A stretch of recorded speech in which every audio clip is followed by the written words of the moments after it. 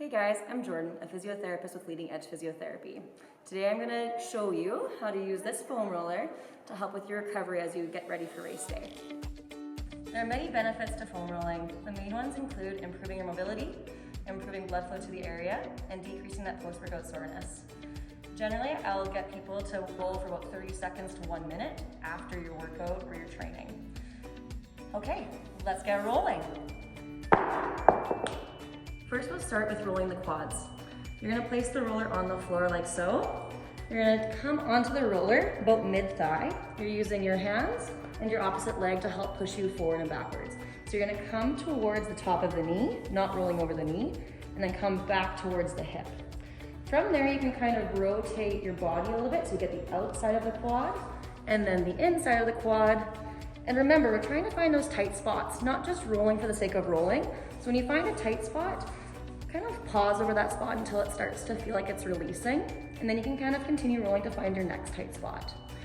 Now, if you find that that's a bit too uncomfortable, what you can do is you can grab one of these rolling sticks and sit on the floor or on the chair and use it to roll in those same spots. Again, pausing over the tight spots to really start to release that area where it's most tight for you. Next, we're gonna roll the glutes. What you're gonna do is put, the roller on the floor. We're gonna sit on the roller on one side. From there, you're going to use your hand and your 2 feet to kind of help you roll back and forth from the sit bone, just above the sit bone, to just below that kind of bony part above your hip. You're gonna keep rolling back and forth, again, trying to find that tight spot. If this is not feeling like it's enough for you, you can cross that ankle over the opposite knee, and that will just stretch the glute a little bit, so you're gonna get a bit of a better release of that muscle. If this is, again, uncomfortable or you want a bit of a different release, you can use a lacrosse ball. This is gonna be a bit more targeted, so it might be a bit more challenging. And again, you can find that spot and get into it and roll. 30 seconds to 1 minute, that's enough. If that's too much, you can use this against the wall. Again, finding those same spots in the glute muscles. So next we're gonna roll the inner thigh muscles or the adductors. This one, you're going to come onto the ground again. The foam roller's here. I'm going to rotate my leg out kind of into a frog position, coming onto your elbows this time. You're gonna use your opposite leg and your hands to roll back and forth on the inside of that thigh. Again, you're stopping just above the knee and then going to just below that hip and that groin area. Again, finding those tight spots, try and pause over a spot that feels tight. And then once that feels good, you can continue to roll. Alternatively, if that doesn't feel very good for you, you can use the tiger tail or a rolling pin at home and roll through that muscle either in the seated position or sitting on a chair. Okay, next we're gonna roll the hamstring muscles. With this one, the roller's on the floor. You're gonna come over top of the roller, middle thigh. Again, with this one, you might wanna be on the edge of your roller just so the other leg has room to move.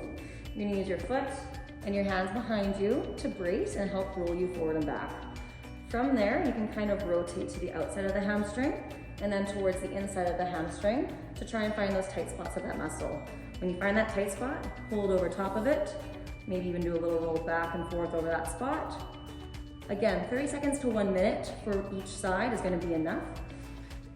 And if that's not feeling like quite a good enough release, you can use a lacrosse ball or a tennis ball, anything like that.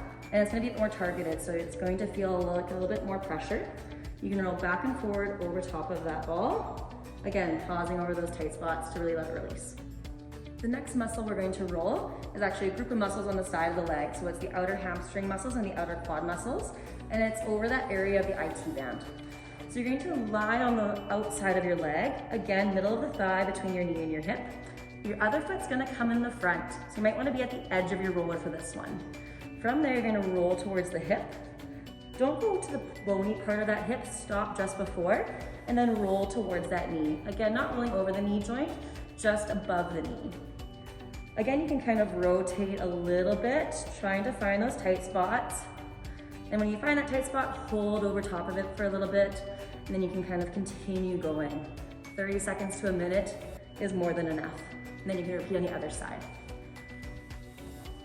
All right, thanks you guys. Thanks for coming and rolling with me. Hopefully you learned something about how to roll, when to roll, all that good stuff.